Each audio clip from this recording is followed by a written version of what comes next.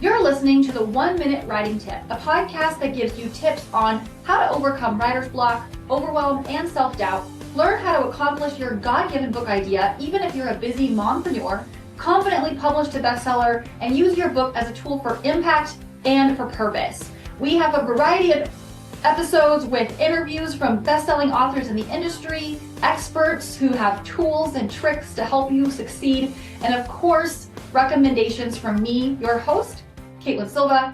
You can find even more resources on wewritebooks.com, where you can also take advantage of your complimentary bestseller assessment to get a step-by-step roadmap to accomplish your bestseller and beyond. So let's get into today's episode.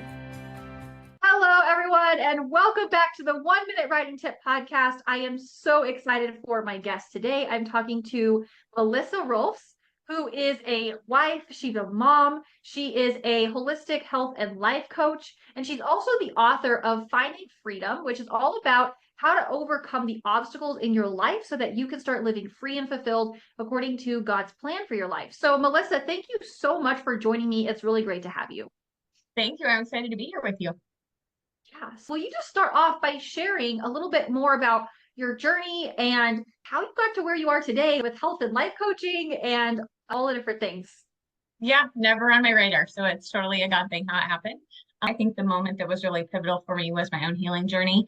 To kind of take you back, our son was a newborn. He wasn't sleeping through the night, so I was exhausted.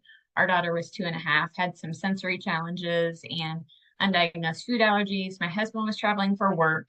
And if all of that wasn't enough, I just got diagnosed with PTSD from childhood trauma. So perfect storm. I started meeting with a therapist. Well, it was actually a life coach who had her background in social work and was a therapist and had her own journey with trauma, who diagnosed me. So we went from the coaching role to the therapy role, continued with that, met with a naturopath, learned about the impact of supplementation and food on overall mood and health. And that really changed everything for me. So as a result of my healing journey, I decided to pay it forward, go to school and help others who are where I was.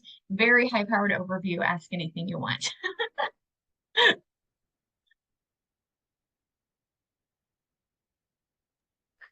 Yes.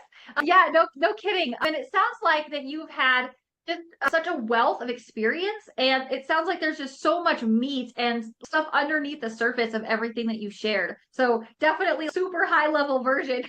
So yeah, so do share a little bit more, like how did that eventually lead to what you do now with coaching, and really how did that shape the approach and the perspective that you chose to take with your clients and your business and all the things that you're doing? Yeah, so a big part of my journey was food. I struggled with food. I started using it as a child and putting it in my room and really kind of eating sugary snacks just because there was so much chaos, so much anxiety, so much overwhelm. Didn't know how to handle it as a child. And so food became my comfort and that carried with me. And then when I started meeting with that naturopath and really learned about, okay, maybe my vitamin levels are terrible because I'm not eating the right food. I'm living off of Diet Dr. Pepper and Swedish fish, and that's not nourishing. That's not nutrition. So really learning about that changed everything for me. And I felt so great. I had so much more energy. My mood was better. I lost quite a bit of weight. And that's what everybody noticed was, oh my gosh, you lost weight. What are you doing? And I'm like, no, it's not really about that. That's the byproduct for me. But it just changed everything. And so that really propelled me. Having people come to me, ask what I was doing was like, okay, maybe I really could help people with this. Maybe this is something that God's asking me to do. And so prayed about it and started my business and really focused on helping teen girls and women find freedom from that struggle with food, because I did every diet trying to lose weight, and it really wasn't the food that was the problem. It was my relationship with it and why I was going to it. And so it's really kind of untangling that for people and helping them figure that out. Wow, yeah. I think that's something that's also really relatable because you were mentioning teenagers and young women.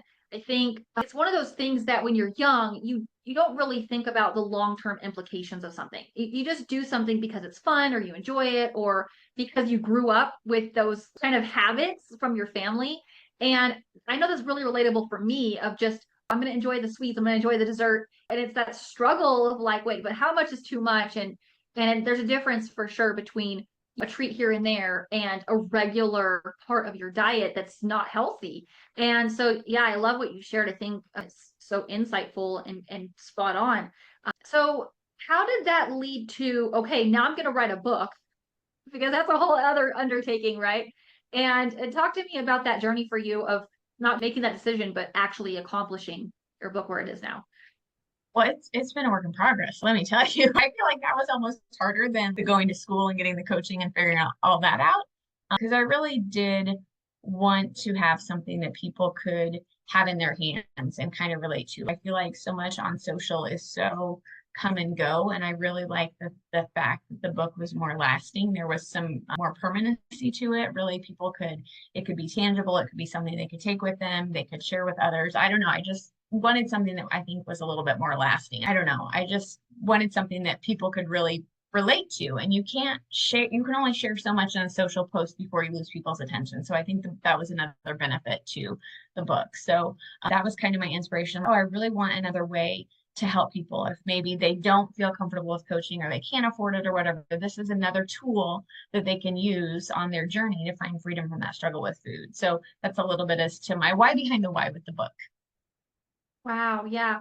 And I love that you shared that it's something that can be a tool and it has a longer lasting impact than just that short social media post that is for an hour or the day even.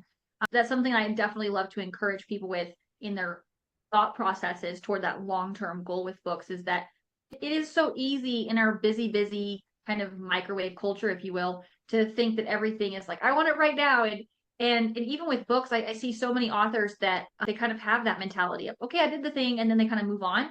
And it's like, no, you don't realize what you've created. It's something really long lasting and beautiful and something you can use over and over again for people. And that's what you should be doing, right? And so I love that you mentioned that. So good.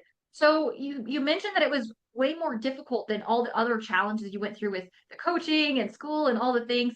So talk to me a little bit more about that. What was that process like for you, and what do you really share inside of the book that you feel like is kind of a differentiator from other voices in the industry talking about health and freedom and things like that?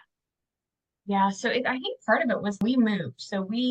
The idea for the book came to me in Indiana, and I think I shared it with my mom, and she had a friend who does publishing there. So she had a workshop, so I went to the workshop and met with her, and I was like, okay, I'm going to do this, had my outline, and then it just sat. And then we ended up moving across the country to Arizona. And I'm like, maybe I should do something with that. But then it's like, well, how do I even start this? Where do I do? Do I just start writing and then submit it? I think I got caught up in the minutia of how to do it instead of just doing it. But once I kind of figured that out, I think that's when it took off. So I just I had my outline, I found somebody to help with the editing and then the publishing. And so just finding those pieces to put together was really helpful. But I think part of it was I had the vision, but I didn't know how to get from here to here. And I think that was probably my biggest struggle. Yeah, I think that's so relatable too. I'm glad you mentioned that because I think probably even among whether it be the listeners or just other people that are even in your audience or in your clientele or just all around the world, I think that is one of the biggest inhibitors is that big unknown question of like, okay, I have this idea, but what do I do with it? And how do I even get there? Like, where do I start? What are the steps? All the things. So I love that you shared once you really had an understanding of that, that it helped you to take off and start getting the ball moving and all of those things. But I'm sure there were still challenges through the process, right? Along each step, it was like, okay, hold on a second, right? So talk to me about how you've grown through that and what you've accomplished, those lessons that you've learned. What would you say that you have really taken away from that process? And what would be your tips for the listeners about what they should consider if they are in that place of, I want to write this book, but I'm just totally lost right now? Yeah, I think part of what kept me stuck, if you will, Caitlin, was I was listening to everybody's voice. Like, you should title it this, it should look like this, it should be like this. And it was like, okay, I've never done this before. I have no idea what I'm doing. I don't know what people are going to want, what they're going to resonate with me with. So I think it was really easy for me to outsource that instead of listening to myself and really getting quiet and praying and being like, okay, what is my message for the world? What am I called to share? And so I think it was shutting down those voices and really going with what I felt led to share, I think was probably the biggest piece of advice. And that pertains to so many things, like especially in my line of work, so many women are trying to listen to a meal plan or an exercise protocol or follow this program. And really, the freedom comes from getting quiet and listening to your body and what your body needs. And so I think that that's really something that kind of overlaps between what I do in my journey of writing the book. And so I think just do what you're called to do, like listen and obey and do it. I think that would probably be the biggest piece of advice because everybody has an opinion on everything all the time. Yes. Yeah, no, that's so true. And you shared that really beautifully. I think you're absolutely right. It is so easy, especially if you're in the big unknown, to feel like if I only had this piece of information, or if I only had this missing thing that this person has, or whatever that be, and constantly be searching for all of the answers in all of the worldly places that you can think of, whether it be blogs or Google or YouTube or books or whatever, right?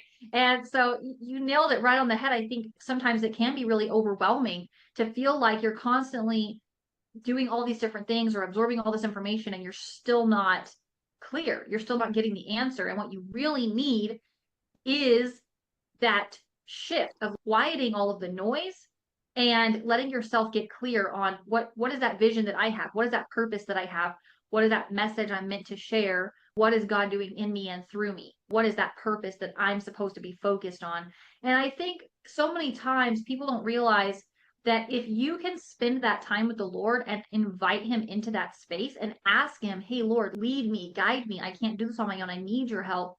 And give me that vision. Give me that plan that you have. Show it to me. And he doesn't always give us the whole thing. Very rarely does he do that. But he'll be like, here's your next step.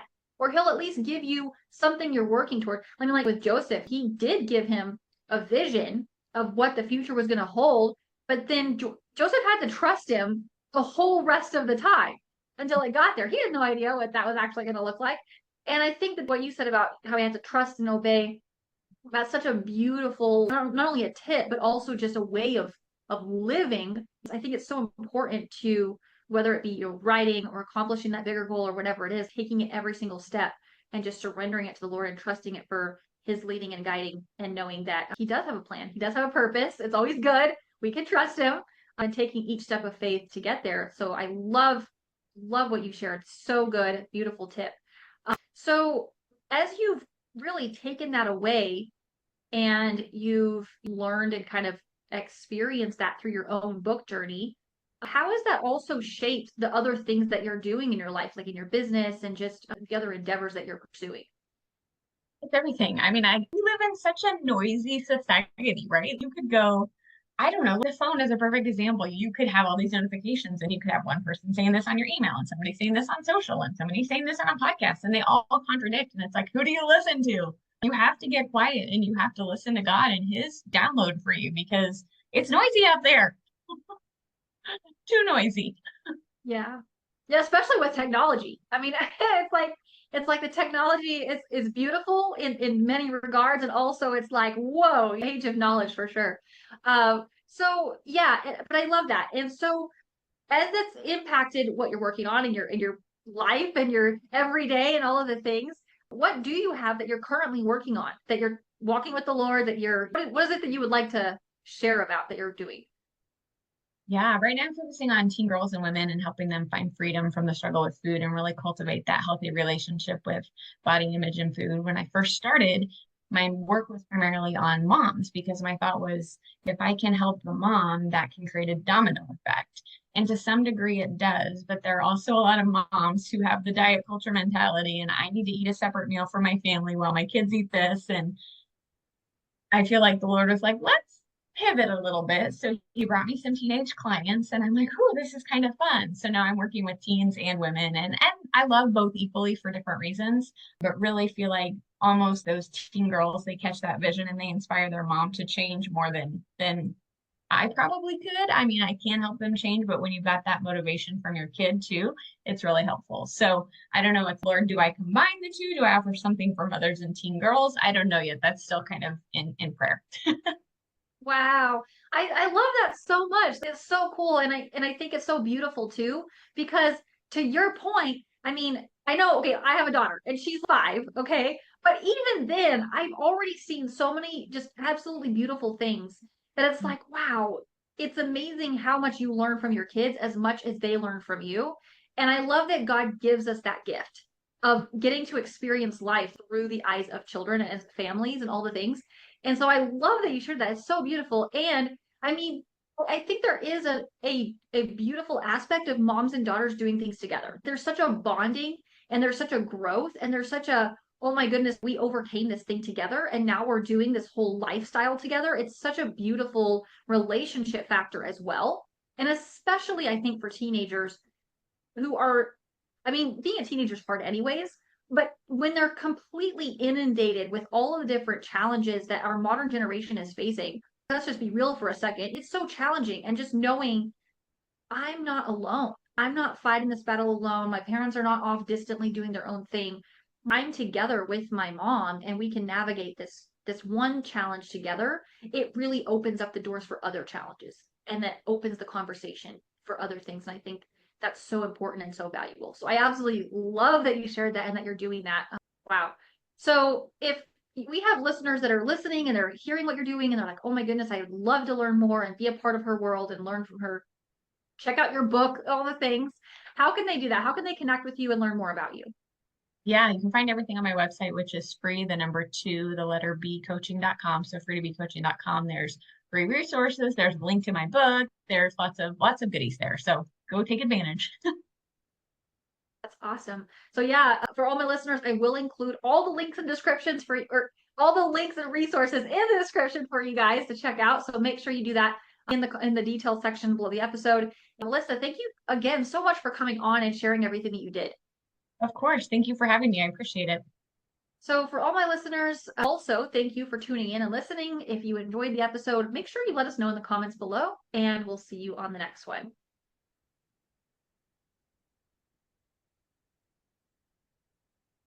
Thanks so much again for tuning in to the 1 Minute Writing Tip podcast. If you would like additional resources to be able to help you in your journey of writing and publishing, and of course, achieving your long-term author goals, go to wewritebooks.com/author resources, or you can just click the author resources tab at the top of the page on wewritebooks.com, and you'll be able to find plenty of practical things that will help you to get that clarity, take those steps, get your book accomplished, and of course hit best-selling book and beyond. So make sure you check that out. Don't forget to like and comment below the episode, and I will see you on the next one.